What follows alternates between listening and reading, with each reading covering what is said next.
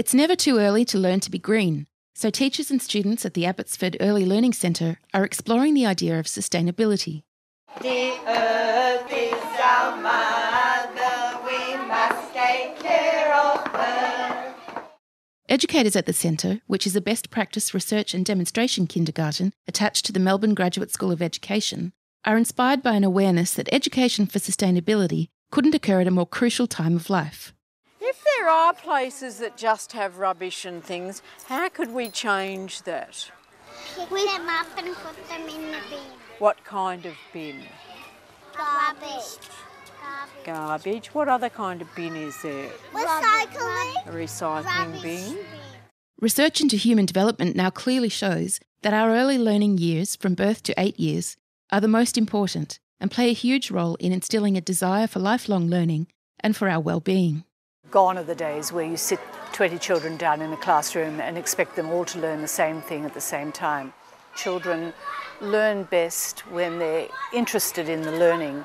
So rather than thinking about setting curriculum content per se, we really rely on the children's interests.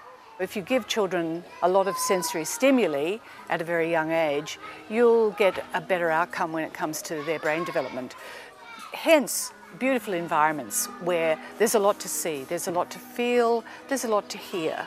And the Early Learning Centre works very hard to make certain that on a daily basis it is a beautiful place to be.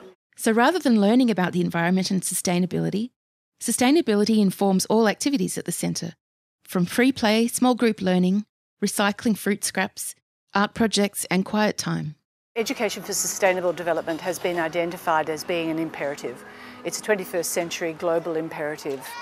Hence the idea of removing the harsher parts of our life and living, changing back into maybe an age where materials that came directly from nature were the first materials that children handled. We believe that connecting children closely to the environment through the materials that they used is one way of sensitising them and helping them to develop empathy for the world around them.